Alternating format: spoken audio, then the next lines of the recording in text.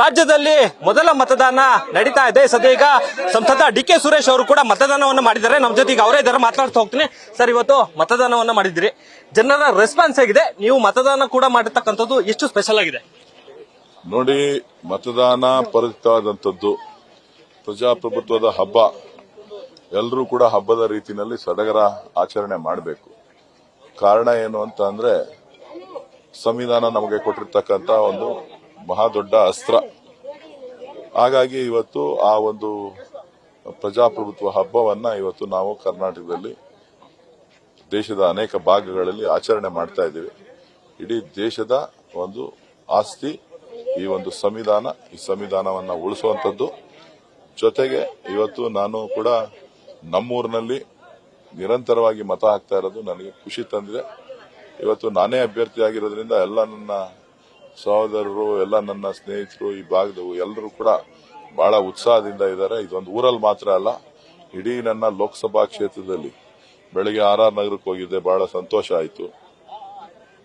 ಬೆಂಗಳೂರು ದಕ್ಷಿಣಕ್ಕೆ ಹೋಗಿದ್ದೆ, ಕಾರ್ಯಕರ್ತರೆಲ್ಲ ಬಹಳ ಹುಮ್ಮಸ್ಸಿಂದ ಕೆಲಸ ಮಾಡ್ತಾ ಇದ್ದಾರೆ, ಬಹಳ ಉತ್ತಮವಾದಂತಹ ಪ್ರತಿಕ್ರಿಯೆ ಕಾಣಿಸ್ತು. ರಾಮನಗರ ವಿಧಾನಸಭಾ ಕ್ಷೇತ್ರಕ್ಕೆ ಹೋಗಿದ್ದೆ, ಬಹಳ ಚೆನ್ನಾಗಿತ್ತು. ಕನಕಪುರಕ್ಕೆ ಬಂದಿದ್ದೀನಿ. ಹೀಗೆ ಸಾಯಂಕಾಲದವರೆಗೂ ನೀವು ಬಿಟ್ಟರೆ ನಾನು ಪ್ರಯಾಣ ಮಾಡ್ತೀನಿ. ಸರ್, ಈಗ ಕಾಂಗ್ರೆಸ್ನವರು ಸಾಕಷ್ಟು ಮತದಾರರಿಗೆ ಆಮಿಷವನ್ನು ಒಡ್ತಿದ್ದಾರೆ ಅಂತ ಬಿಜೆಪಿ ಹಾಗೆ ಜೆಡಿಎಸ್ನವರು ಆರೋಪ ಮಾಡ್ತಿದ್ದಾರೆ. ನೋಡ್ರಿ, ನಾನ್ ನಿಮ್ಮ ಮುಖಾಂತರ ಹೇಳೋದು, ಜೆಡಿಎಸ್ ಅವರಿಗೆ ಬಿಜೆಪಿಗೆ ಆರೋಪ ಮಾಡದೆ ಅವರ ತಂತ್ರಗಾರಿಕೆ ಎದುರಿಸೋದು. ಸೊ ಎದುರುಕೊಳ್ಳಕ್ ಇಲ್ಲಿ ಯಾರು ಇಲ್ಲ. ಮೊದಲು ಅವ್ರು ಹೋಗಿ ದಯವಿಟ್ಟು ನೀವೆಲ್ಲರೂ ಕೂಡ ಮಾಧ್ಯಮದವ್ರನ್ನ ಕೇಳೋದಿಷ್ಟೇ, ಕರ್ನಾಟಕದ ರಾಜ್ಯದ ಹೆಣ್ಣು ಮಕ್ಕಳ ಭವಿಷ್ಯ, ಹಾಸನ ಜಿಲ್ಲೆ ಹೆಣ್ಣು ಮಕ್ಕಳ ಭವಿಷ್ಯ ಇವತ್ತು ನೋಡ್ತಾ ಇದ್ರೆ ಅದನ್ನ ಯಾವ ರೀತಿ ವರ್ಣನೆ ಮಾಡಬೇಕು, ಯಾವ ರೀತಿ ಹೇಳಬೇಕು ಅನ್ನೋದು ಕೂಡ ಪದಗಳು ಸಿಗ್ತಾ ಇಲ್ಲ.